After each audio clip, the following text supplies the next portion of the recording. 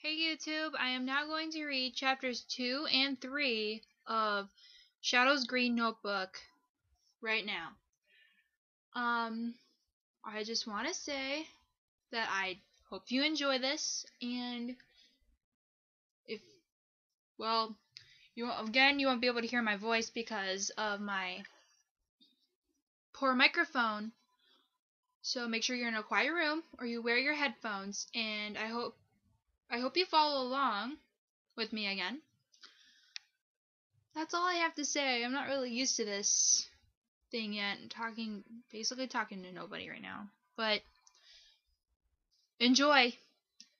Here we go. I'm starting now. My heart was pounding, my throat was dry, and I felt a peculiar feeling rising in my stomach as the tests were being passed out. It wasn't so much the material that was being passed out as it was the girl passing them around. God, she looked beautiful. The way her military green jacket was draped over her small frame, and the blue jeans grasping tightly around her legs, her emerald eyes glancing shyly to and fro as she scanned the room, handing out the exam that many of us had only the nightmares about. Amy, the teacher pressed, make sure that everyone gets one. Yes, ma'am, she affirmed, her pale lips parting just so as she spoke. Unlike Rouge, there was not a grotesque amount of makeup there to cover up her natural loveliness. She crossed my desk and stopped for a moment. It was a split-second gesture that anyone but I would have missed. As she placed the paper down onto my desk, she offered a faint, sweet smile from behind the glare that bounced off of her glasses and into my eyes. Her gloved fingers waved at me and subtly as she continued on her way. I swallowed hard and pretended to focus on my test. After several minutes, I was done with the exam and ready to continue. There's something to be said for being the ultimate life form. It kicks the hell out of mathematics. Rouge, of course, did not have such a luxury. Twice did she prod my spine with the eraser end of her pencil in an attempt to bully me into giving her answers. I care for my spinal cord and as such was happy to oblige. Thanks for your help, Shadow. I'd have flunked that test. Oh God, Rouge. Perhaps I should have let you. It'd do you some good to fail once in a while. I was unconsciously smiling then, but it didn't last long. My eyes fell upon a sight I had seen many times before.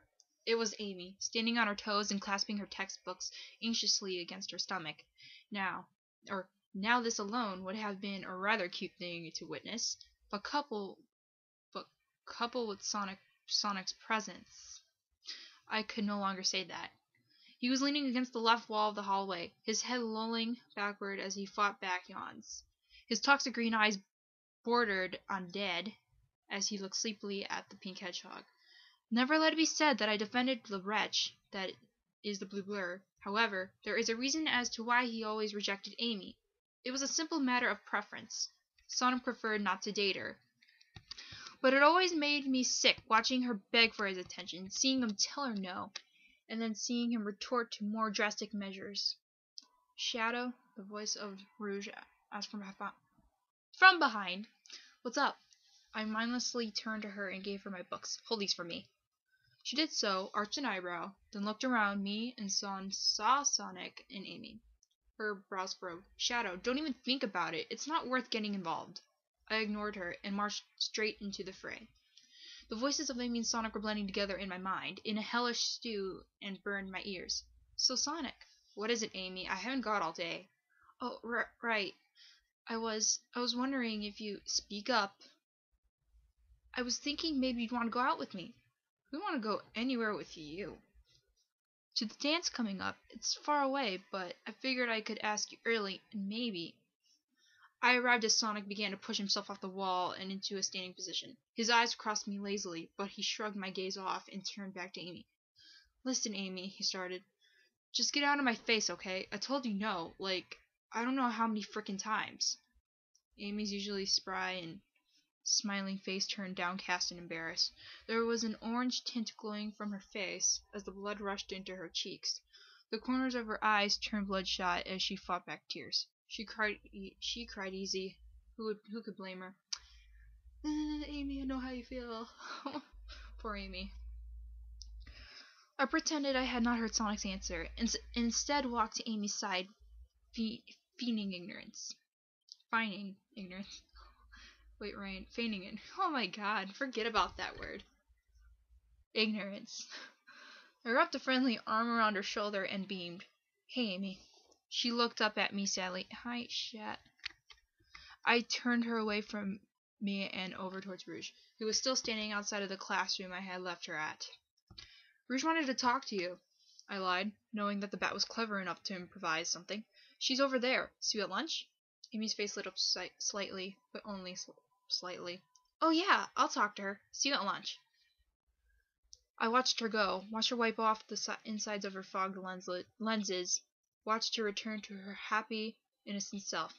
Then I turned and looked at Sonic. No, looked is an understatement. Glared is more accurate. He had this dumb smile on his face, like he had just come up with a clever joke that only he understood. What's up, Shad? I fought back the urge to morph my hands into into fists.